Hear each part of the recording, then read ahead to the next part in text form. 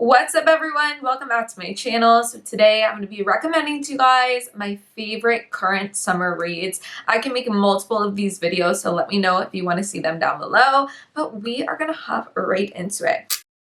The first one I want to talk about, I actually read this week, and it was called Tease from Melanie Harlow. She is such a good author. I just started reading her books. This is basically a friends to lovers, childhood friends to lovers. This is about a guy who's a billionaire. He was kind of nerdy in high school, and he ended up becoming a billionaire. So he was always best friends with our main character, Felicity. Anyways, this is years later. She goes to her high school reunion, and there is this girl named Mimi, and she's just so rude to her and was like, oh, are you engaged, blah, blah, blah, blah. Felicity always has word vomit, and she's like, yeah, I am. And she says that she's engaged to her billionaire best friend. She calls him and she's like, hey, I just told people that I'm engaged to you. So anyways, you will see in the book, I don't want to spill everything, but they end up having like a fake engagement and people believe them. This book is so good. It's not too much of a slow burn where it's like, oh my god, like speed this up, but it's enough where you're like on your toes. I'm obsessed with him. I love Felicity. She is just so fun and like a great character. I think you guys would love this, and it needs more attention. So it's the perfect summer read, like by the pool. Just a great read. Please read it. The next one I want to talk about is Forbidden Hearts, and this is a nanny and dad romance. And the nanny's dad is his boss. He's a policeman. This book is so spicy. Oh my gosh, so good. It's literally my favorite like nanny dad trope that I've read.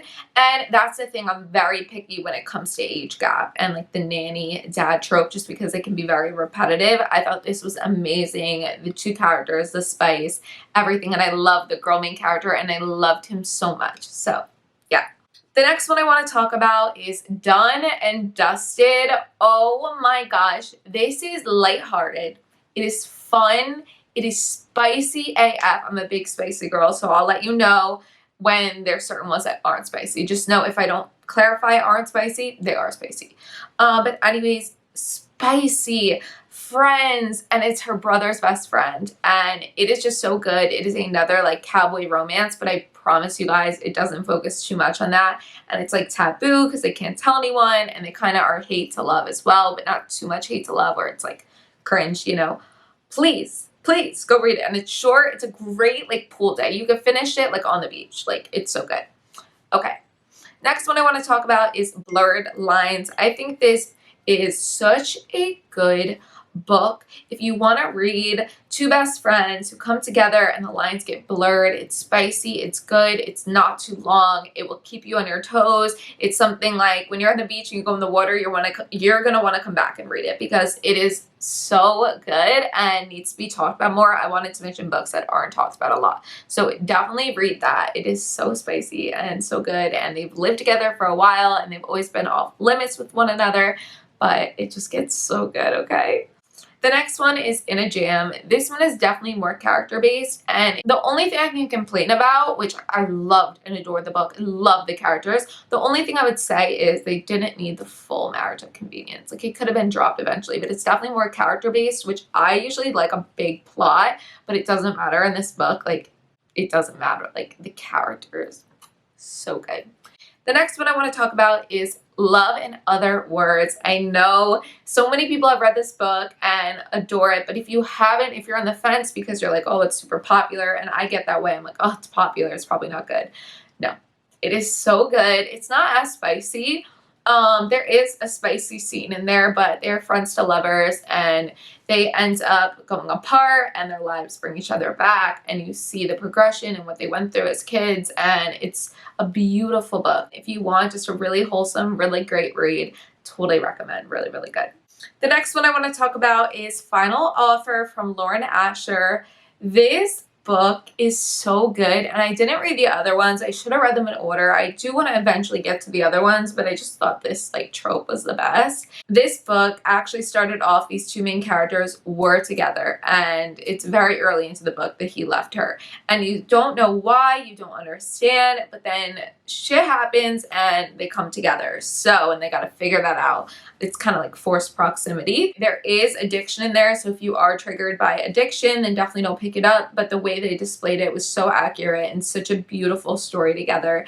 Amazing. It is a long one. I think they could have cut it down. It's like 500 pages, but definitely a great one to read, just to throw in your bag and like read it over time. You don't need to, like, you'll remember it, so it's not like you have to read it right through.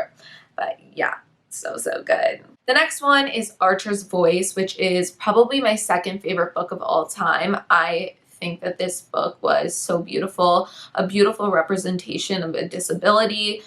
He can't speak, and he is definitely shunned by society due to many things in his town. He doesn't speak, and you'll eventually figure out why. And this book is written so beautifully. You want the characters to be together so bad. She is such a doll. I mean, the way this author describes the scenery, everything, you see it in your head. Like, I could picture Archer's voice in my head, and that alone just shows me what a good book it is. And Archer is outstanding, such an amazing person. It's definitely more of an emotional read. I cried, so maybe if you have a pool in your backyard, read that. But I think it's a summer read because the book is based in the summertime, and I'm obsessed. The next books I want to recommend is from the Windy City series. So we have Mile High first, which actually is my second favorite out of the series. Mile High is about a flight attendant, and she meets a hockey player on the plane that she starts working for, a private plane. And you see their story together, and it's definitely hate to love, and oh my god, this author is insane. They're coming out with a third book actually, and I'm literally going to cry the day of. I'm like, this better be on Kindle Unlimited, I swear to God. The next one is actually my new favorite book of all time. This is called The Right Move in the same series, and this book is forced proximity.